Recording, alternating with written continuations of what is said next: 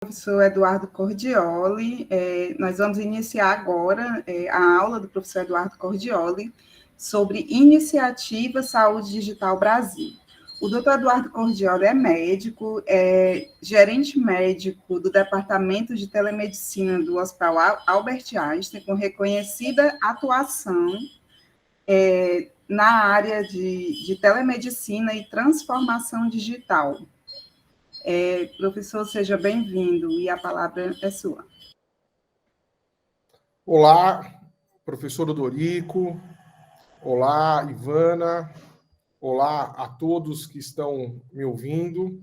Fico muito feliz de poder falar para vocês aqui da iniciativa da Saúde Digital Brasil, né? A Saúde Digital Brasil, aliás, eu estou vendo a Ive está online também, a Ive que ela entrou. Ela faz parte da Saúde Digital Brasil. O que é a Saúde Digital Brasil? A Saúde Digital Brasil é uma associação de empresas que prestam serviços de telesaúde. Desde empresas que atendem diretamente o paciente até empresas que fazem software para quem atende poder atender digitalmente. Tá? Por que a gente fez a Saúde Digital Brasil? É como uma associação empresarial, como você tem a ANAP, você tem a Associação de Hospitais Privados, você tem a Abramed, que é a Associação Brasileira de Medicina Diagnóstica, como você tem a Fiesp, né, a Federação das Indústrias do Estado de São Paulo. Então, é uma associação empresarial, tá? E é muito importante quando a gente, como indústria, o setor de serviços, se une para conseguir produzir estatística, para conseguir impactar na legislação de tal forma que a gente consiga aumentar acesso à saúde através da saúde digital. Então, é por isso que a saúde digital existe. E também para organizar um pouco a sessão de serviços no que tange principalmente saúde suplementar, né? A gente precisa ter uma voz de interlocução com a Agência Nacional de Saúde Suplementar, que é a ANS, com o pessoal da Anvisa em referente a como prescrever digitalmente. Então, é por isso que a Saúde Digital Brasil existe, né? Eu vou compartilhar uns dados com vocês que eu acho que são interessantes. Vou apresentar a tela agora para vocês.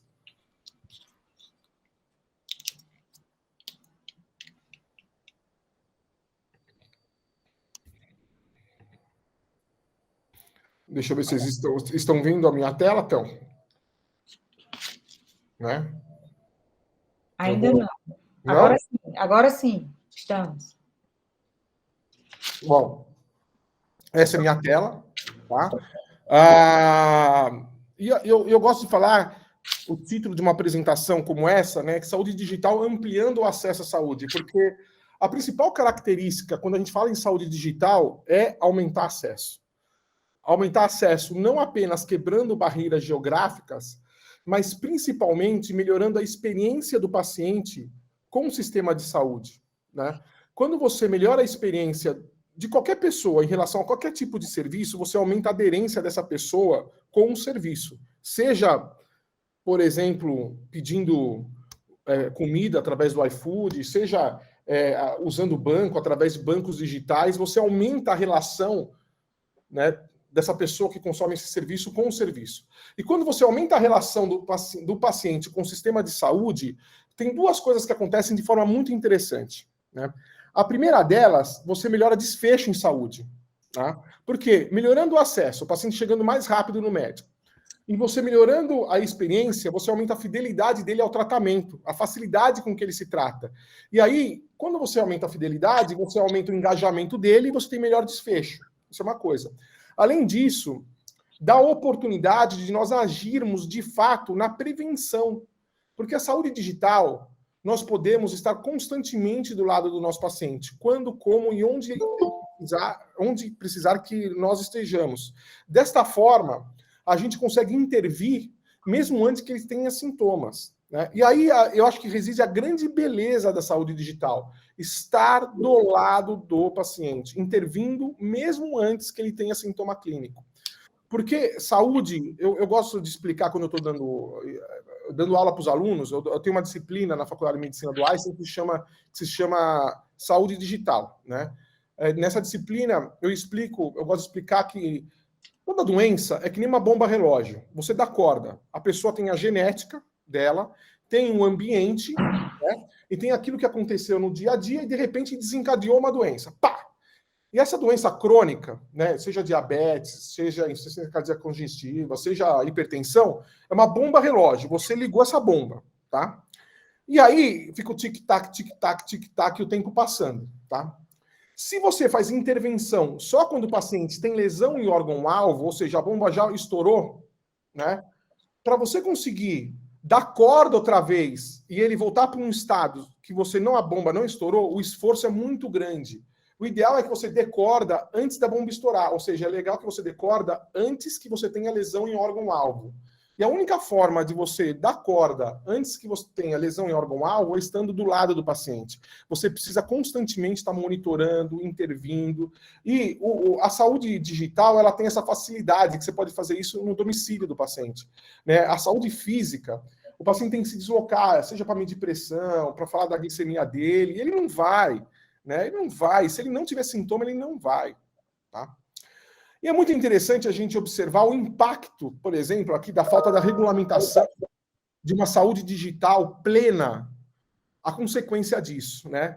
Se vocês olharem aqui, esse é um cronogramazinho que eu fiz sobre regulamentação da saúde digital, telemedicina direta ao paciente. Se você olha Estados Unidos, lá em 96, Malásia 97, Inglaterra 98, né? Passou o milênio. E nós, com quase 30 anos de atraso, chegou antes da pandemia, nós não tínhamos no Brasil uma regulamentação clara sobre telemedicina direta ao paciente. Quando você não tem uma regulamentação clara, né, o que acontece? Você tem insegurança jurídica. Quando você tem insegurança jurídica, três coisas não acontecem.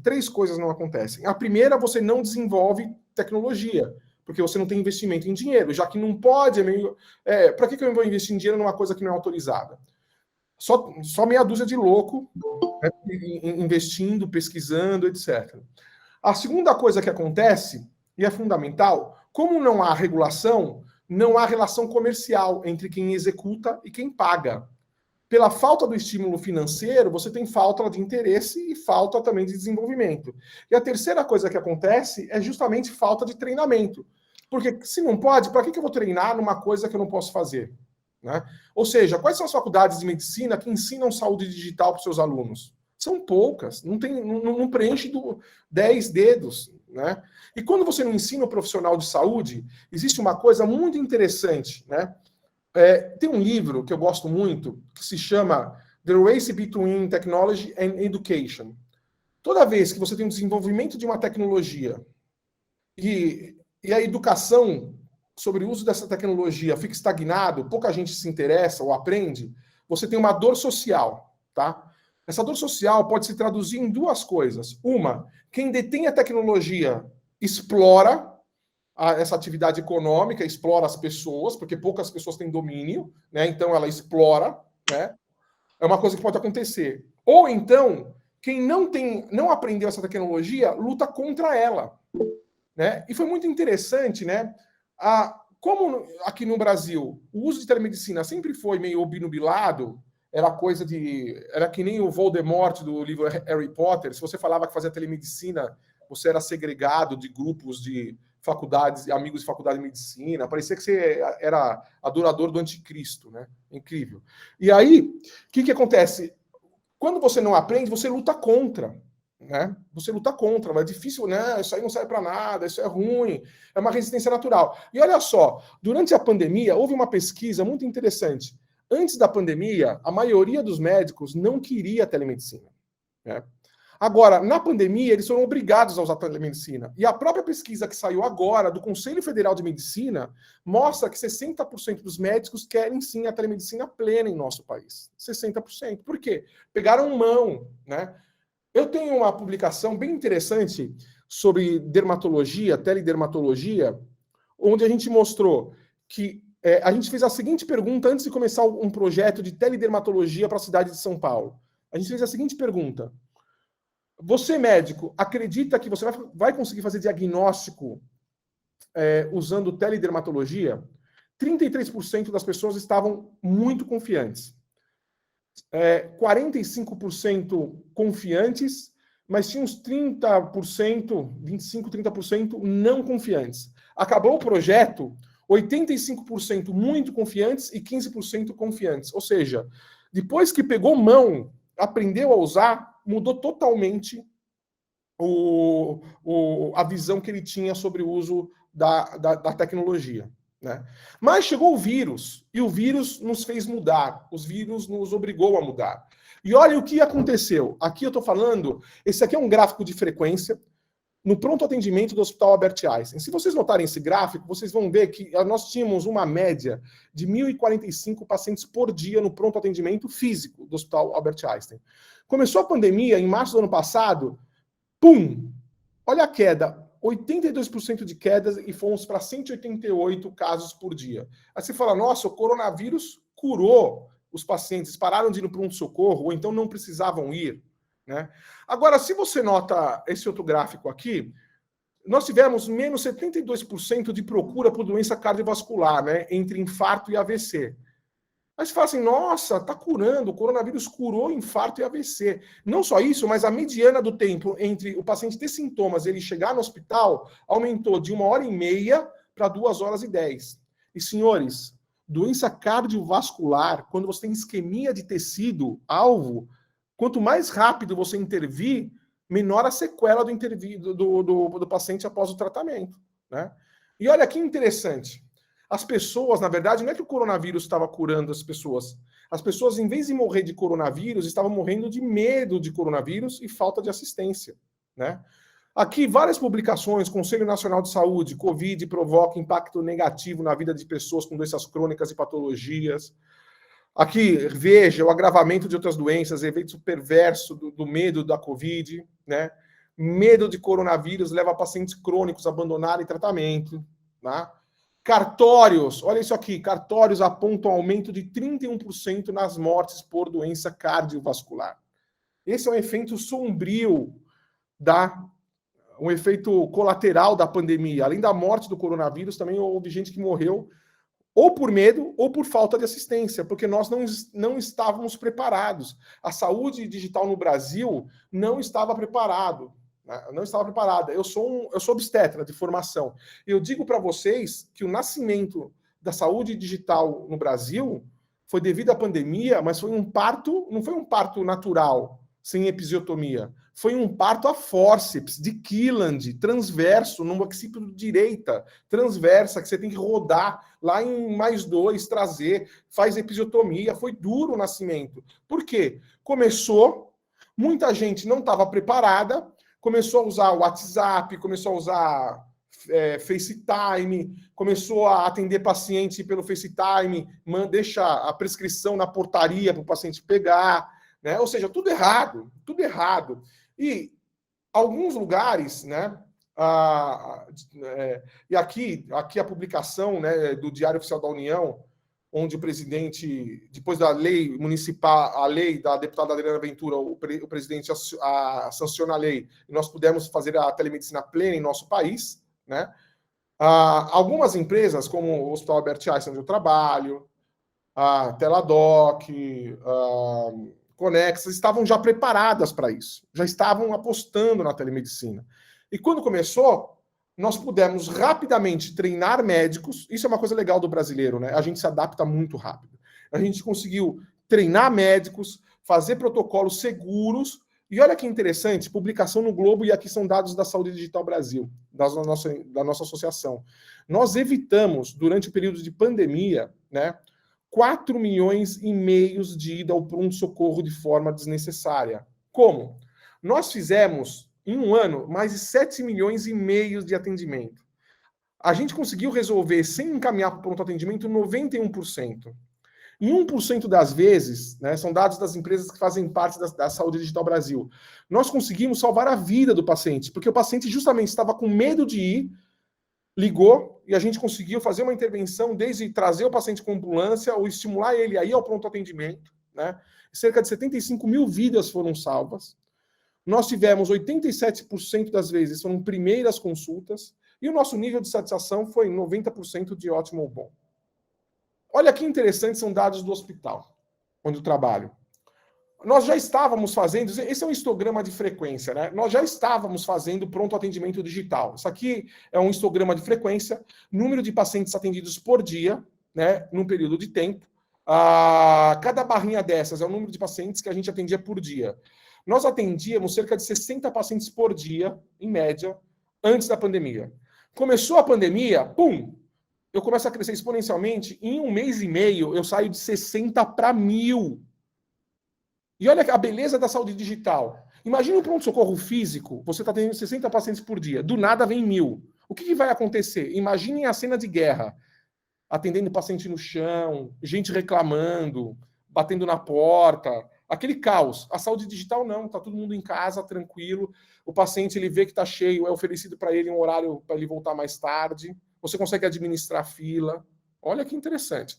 De 60 para 1.000. E olha que coisa bem... Tem um detalhe nesse gráfico.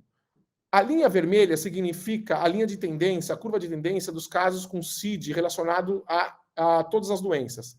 E a linha laranja, CID relacionados a coronavírus. Se vocês notarem, no começo da pandemia, o número total de casos e casos relacionados a coronavírus crescem paralelamente.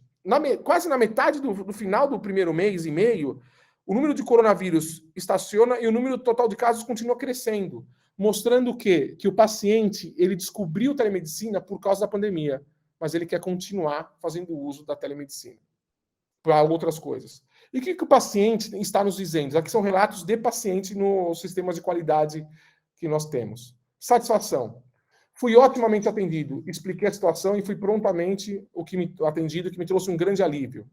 Parabéns pelo atendimento educado e humanizado. Muito sucesso e saúde para todos os profissionais de saúde. O atendimento é ótimo, apesar de ser online, é humanizado, muito bom. Fui muito bem atendido, me tranquilizou muito a forma que fui atendido.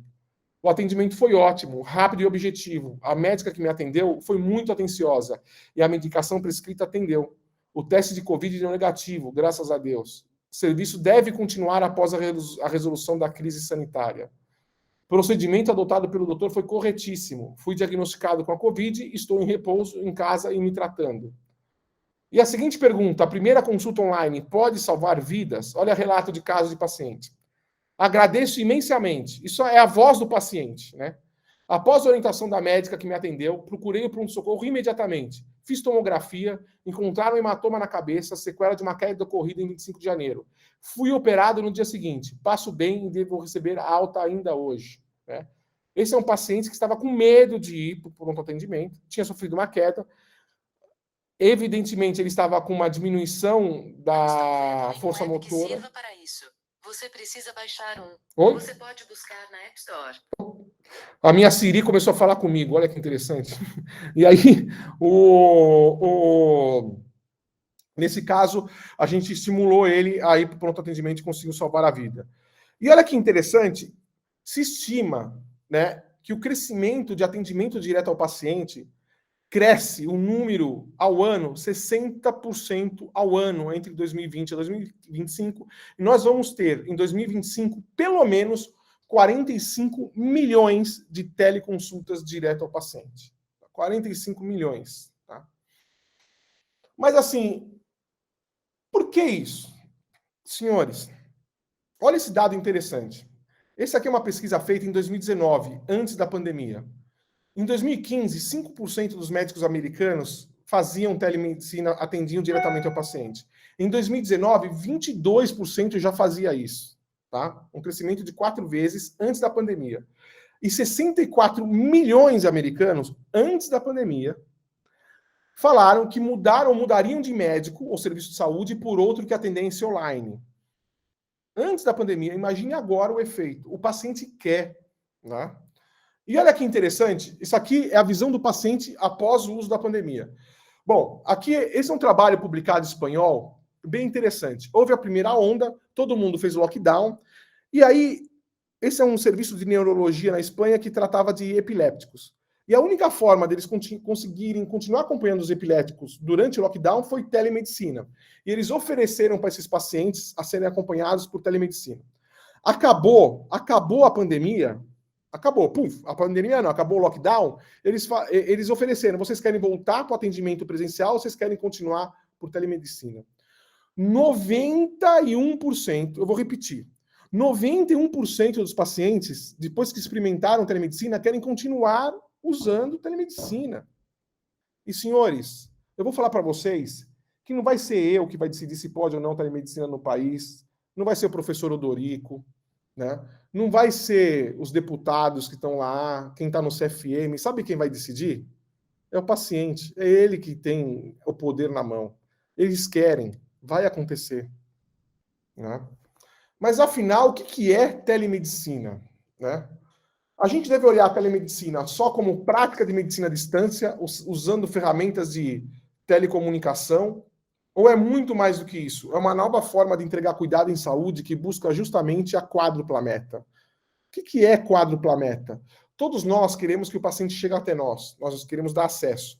Nós queremos equidade. E equidade, senhores, não é tratar todo mundo igual. Equidade é dar mais para quem precisa de mais e menos para quem precisa de menos. Nós queremos fazer isso com qualidade e queremos fazer isso com eficiência.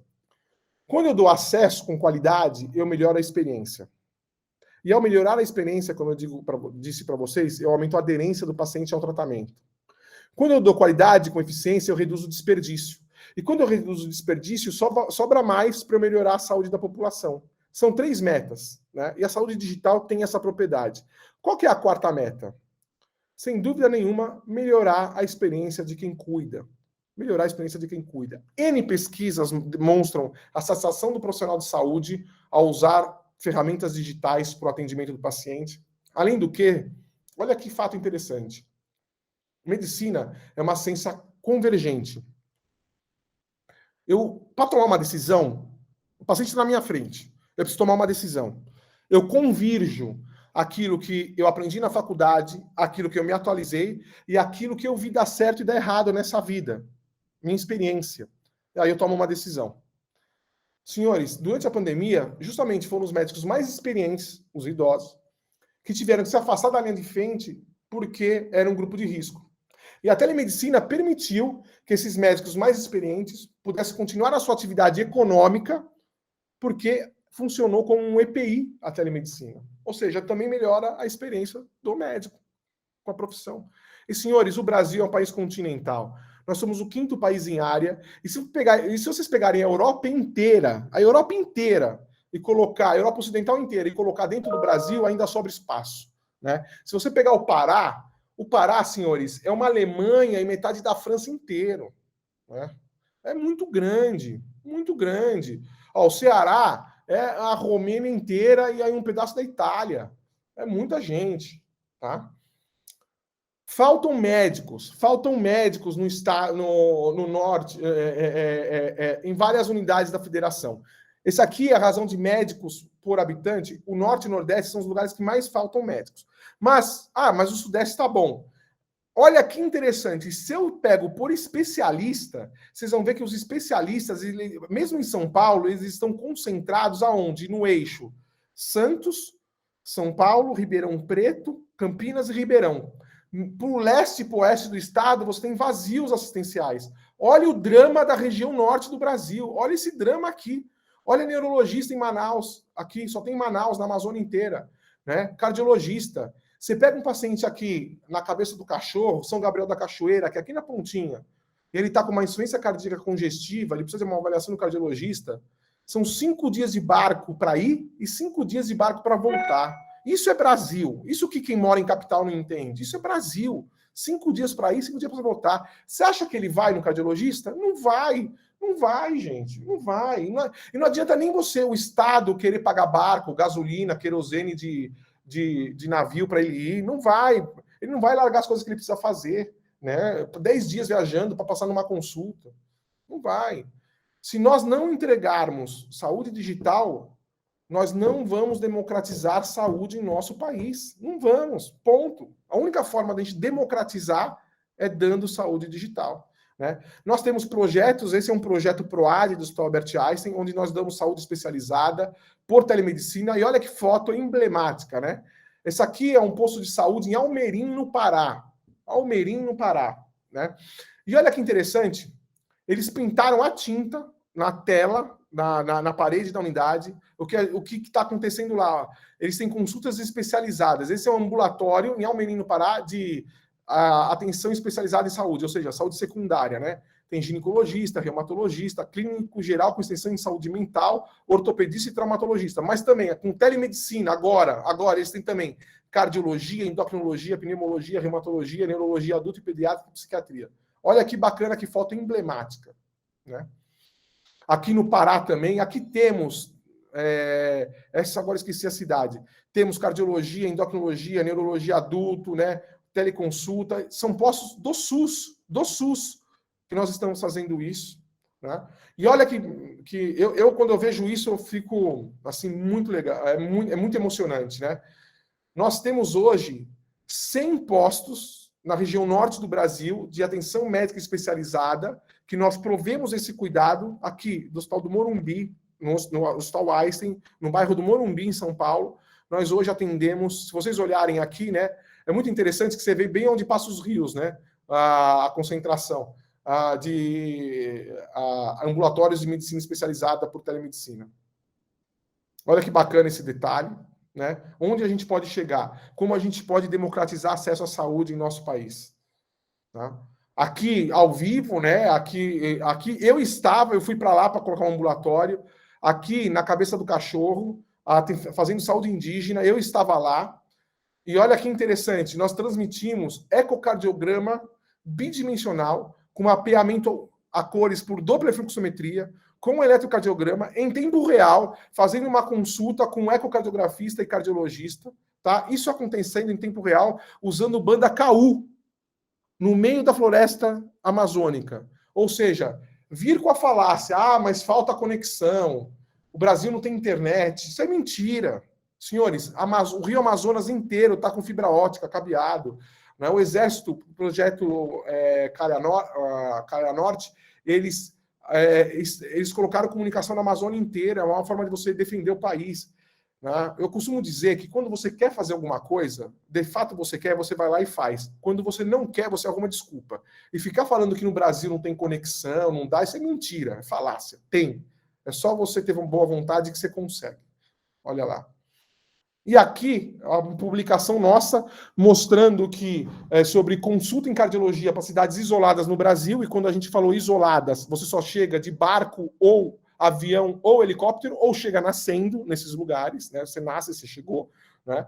E olha que interessante, 249 pacientes atendidos, coronária 30% dos casos, em 77% dos casos que a gente viu, levou a mudança de conduta, 70% dos casos eram hipertensão primária, sem lesão em órgão-alvo, que estavam sendo encaminhados, estavam na fila para o cardiologista. Né? Olha só, a gente consegue resolver na ponta. Bom, estou no final da minha apresentação, a gente está na iminência do 5G, o 5G muda tudo, não só a velocidade em download, mas ele melhora a área de cobertura, ele aumenta a possibilidade de número de devices conectados na torre, o 5G, sem dúvida nenhuma, vai poder liberar o poder da Internet of Everything, onde tudo e todos estarão conectados, dados, processos, pessoas, as coisas, tudo conectado, gerando dados de forma passiva, e aí sim eu vou conseguir entregar. Nós vamos conseguir entregar o sonho de todo profissional de saúde. Todos nós, profissionais de saúde, nós gostamos de uma coisa, onipresença. Né? A gente quer estar na vida dos nossos pacientes. E, sem dúvida nenhuma, o futuro da medicina é estar acessível em qualquer lugar, a qualquer hora, através de qualquer canal, para todos. É isso que nós da saúde digital queremos, essa é a nossa missão. Muito obrigado. Estão aqui os contatos e eu vou parar o compartilhamento. Espero não ter passado da hora, eu me empolguei aqui falando com vocês. Nós agradecemos a participação do doutor Eduardo Cordioli. Professora Ivana, a senhora gostaria de falar, professor Dorico? Gostaria de agradecer, né? E, assim, fantástica a apresentação e mostra... Ontem, Cordioli, a deputada Adriana Ventura esteve entre nós, né? Falando sobre a tramitação do projeto de lei, que é medicina, e ela falou desses mesmos dados que vocês expôs aí, né? Que dos médicos particulares da pesquisa CRM, 60% concordaram, né, quer dizer, aprovam que a lei da telemedicina seja implantada no Brasil. E você mostrou aí com números, com fotos, com, né, toda fantástica aí a sua documentação desse processo, né?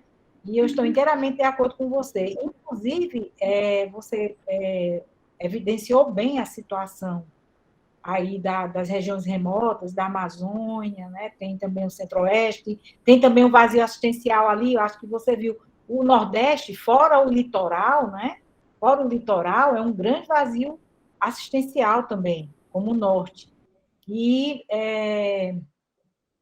eu queria chamar a atenção que mesmo dentro das grandes cidades, você tem área, mesmo nas grandes cidades, você tem concentração de serviços e de especialistas em áreas nobres, né?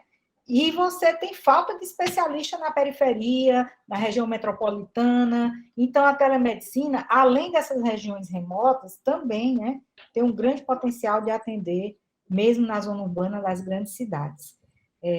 Enfim, eu achei sua apresentação tão forte, né, que eu fico até sem perguntas, porque você já respondeu todas. É isso, eu agradeço as palavras e o bacana da saúde digital é que eu falo, é uma caixinha de areia que a gente está começando agora. A gente pode construir o que quiser. Podemos construir um castelo, podemos construir um monstro, né? Por isso que a gente tem que fazer as coisas com responsabilidade, né? E o que a gente tem feito, e é legal o papel da Saúde Digital Brasil, da associação, a gente encara isso com uma atividade muito séria. Inclusive, hoje, nós temos grupos de trabalho onde a gente quer entender qual a forma mais segura de dispensar medicação, qual a forma mais segura de atender o paciente à distância, quais os protocolos de segurança. E nós estamos escrevendo tudo isso de forma muito, muito profissional. E é muito interessante, né? Quando comparam, a gente vai em debates sobre... Eu confesso que eu estou até meio cansado desses debates, né? Porque o pessoal ainda continua com os argumentos antigos. Nunca qualquer inovação em medicina foi submetida a um escrutínio tão grande como a telemedicina está sendo, né?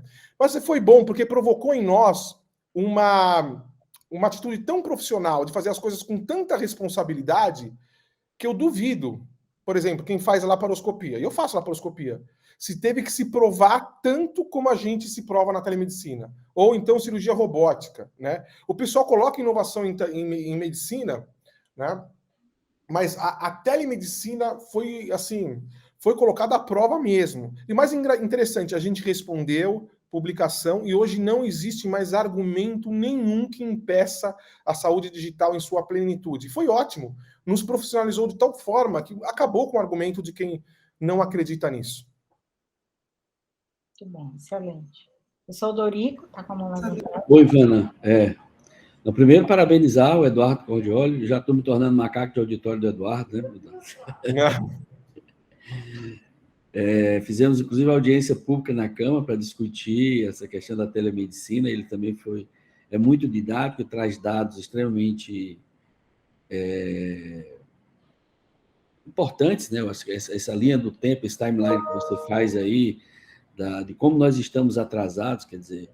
E é muito interessante porque, a grosso modo, os nossos médicos são todos de mentalidade e modelo da medicina liberal americana, né? Mas aí a eles só é interessante aquilo que dos Estados Unidos, que eles querem copiar, aquilo que é de interesse deles. Mas lados assim importantes, como da telemedicina, eles negam completamente. Então, isso é, inclusive, E parte da argumentação tem a ver com reserva de mercado, que a gente discutiu ontem. Eu gostei muito quando você disse que quem quer faz, quem não quer inventa desculpa. E, na realidade, eles ficam o tempo todo criando desculpa. Agora, a última coisa é de território, a outra coisa... E, aliás, não são os médicos. E aí, o que eu estou achando é que os médicos vão terminar atropelando, de certa forma, as entidades da corporação, principalmente o Conselho Federal de Medicina. Eu acho que isso a gente tem que começar a falar com todas as letras, porque os pacientes querem telemedicina e os médicos começam a querer telemedicina, né? E eu queria reforçar também outra coisa que você traz com muita propriedade, é que a a saúde, a medicina, a telemedicina, ela inclui, né? A saúde digital como um todo inclui, né? Que a telemedicina é, inclusive, parte da saúde digital, é importante que a gente tenha clareza disso, né? A saúde digital é uma coisa muito mais ampla, mais abrangente. Você traz só um componente aí, que é a telemedicina, que já produz uma inclusão significativa, né? E a Organização Mundial da Saúde coloca exatamente essa questão de que a saúde digital vai incluir 1 bilhão de pessoas no mundo. Isso não é pouca coisa, né? E não é só a região amazônica, né? Você coloca coisa, mas acho que a professora Ivana colocou uma coisa muito importante. A periferia, eu orientei uma dissertação de mestrado, que um aluno meu que estudou a iniquidade em saúde na periferia, em Fortaleza, né? E foi um trabalho que, quando a gente fez, praticamente foi na marra, mapeando ali GPS, pegamos o CNES de Fortaleza e mapeamos todos os consultórios públicos e privados, equipamentos públicos e privados, e quase todos eles estão concentrados, a grosso modo, na região da Aldeota, em Fortaleza. Os especialistas estão. Então, e, a grosso modo, para a população que paga planos de saúde em Fortaleza. Então, a iniquidade é muito grande, isso que você falou, né? Então, e a iniquidade, ela precisa ser resolvida com equidade. E o que é equidade? Tratar desiguais os desiguais. Só que você tem algumas coisas que nós não vamos conseguir resolver. Nós não vamos conseguir formar geriatra para dar conta dos grandes problemas da população idosa nesse país. Quem é que vai resolver esse problema da geriatria? A saúde digital. Nós não vamos conseguir formar dermatologista, a saúde digital. Não vamos formar neurologista, a saúde digital. Então, eu visitei, inclusive, em Cristalina de Goiás, uma unidade de saúde, estava lá o exame de oftalmologia sendo feito remotamente, o técnico colocando o aparelho e o colega do hospital das clínicas de Porto Alegre lendo o exame, estava lá o exame sendo feito remotamente, estava lá o eletrocardiograma sendo feito remotamente, estava lá a dermatologia funcionando, o clínico funcionando, o cardiologista. Então, ou seja, isso é uma realidade. Na região amazônica, como você trouxe a experiência lá da região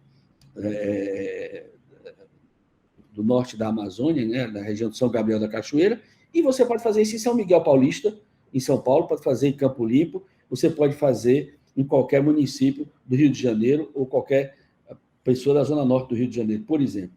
Então, sem dúvida nenhuma, a telemedicina chegou para incluir, e eu quero parabenizar você por esse brilhante trabalho que você fez à frente da Saúde Digital Brasil, e eu acho que é fundamental a gente tensionar agora para que o marco legal da telemedicina no Brasil, da telesaúde, da teleconsulta e da saúde digital, não só seja uma lei que dê segurança jurídica, mas também que a gente possa transformar em políticas públicas. Porque nós vamos precisar de investimento, isso que você falou. Nós vamos precisar de que a CAPES aprove programas de pós-graduação em mestrado e doutorado em saúde digital. Nós vamos precisar que o CNPq faça chamadas de editais para a saúde digital. Nós vamos precisar que o Ministério da Saúde crie, dentro do marco legal das startups, que é isso que aí vai falar, que as startups vão falar agora. Nós precisamos, porque o governo não vai dar conta de resolver isso, porque o governo não é software house. Nenhuma secretaria de governo vai produzir software para isso, nenhuma secretaria. Então, quem vai produzir isso são as startups, quem vai produzir isso são os empreendedores, os cientistas empreendedores, né, que eu estou olhando dois aqui, que é o Bosco e o Flávio, que vão estar falando para vocês daqui a pouco. Então, nós temos que pensar que o ecossistema de saúde digital, ele é um ecossistema que está ligado à inovação, a empreendedorismo, né? O SUS e o sistema de saúde privado suplementar é demandante dessas soluções. Nós vamos criar um ambiente de inovação, produção, desenvolvimento e inovação e empreendedorismo para dar conta disso. É um pouco isso, mas parabenizar e dizer que você continue firme, que esse é o grande espaço do futuro.